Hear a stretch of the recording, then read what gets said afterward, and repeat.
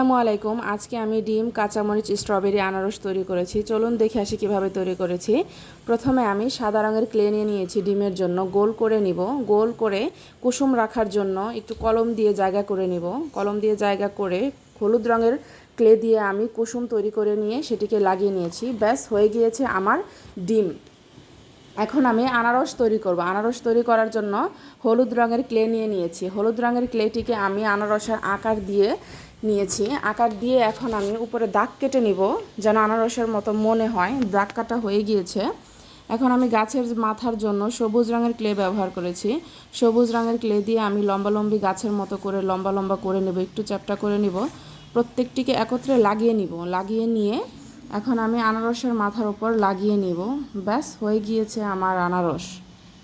দেখুন কত সুন্দর লাগতেছে আনারসটি। এখন আমি কাঁচামরিচ তৈরি করব। কাঁচামরিচ তৈরি করার জন্য আমি লাল রঙের ক্লে নিয়ে সেটিকে লম্বালম্বি করে নিয়ে প্রত্যেকটিতে একটু করে পাতা লাগিয়ে নেব। এখন আমি ডাটির জন্য সবুজ রঙের ক্লে ব্যবহার করে প্রত্যেকটিতে লাগিয়ে নিয়েছি। ব্যাস হয়ে গিয়েছে আমার কাঁচামরিচ।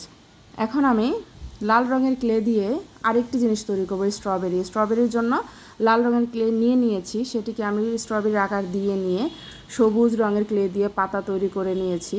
সাদা সাদা ক্লে নিয়েছি, বল করে নিয়েছি সাদা রঙের। এখন ওগুলোকে সবগুলো স্ট্রবেরির সাথে লাগিয়ে নিয়েছি। ব্যাস হয়ে গিয়েছে আমার স্ট্রবেরি। আমার 4টি জিনিসই এখন কমপ্লিট হয়ে গিয়েছে: আনারস, কাঁচামরিচ, স্ট্রবেরি এবং ডিম। আমার ভিডিওটি যদি ভালো লাগে লাইক, কমেন্ট, শেয়ার করে পাশে থাকবেন। আল্লাহ হাফেজ।